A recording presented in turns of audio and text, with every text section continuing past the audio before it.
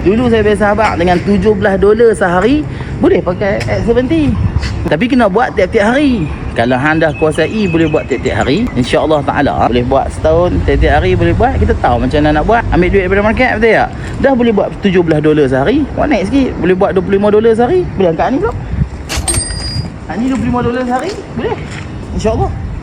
Dah tahu cara buat $25 sehari. Trading ni dia adalah skill jangka masa panjang. Dia macam kita belajar berenang tau. Bila hang dah tahu berenang, orang lempak hang dah reti berenang, hang boleh guna skill tu sampai hang mati. Faham tak? Sama juga hang pandai buat duit sikit, hang boleh buat duit banyak. Hang buat secara istiqamah. Betul?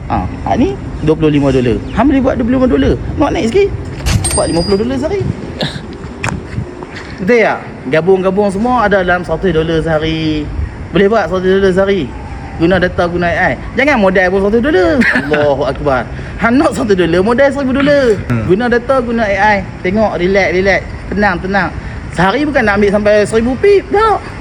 Contoh modal $1000, nak dapat $100. Sehari saya sampai 1000 pip saya. 30 pip lah. 30 pip kita entry 3 layer. Buat 2 kali. Pusingan. Lepas Zuhur sekali, lepas Asar sekali. Ataupun lepas Asar sekali, lepas Isyak sekali. Settle hari tu. Nampak? Trade biar ada plan, ada cara. Tapi kena ada data, ada AI, baru kita steady.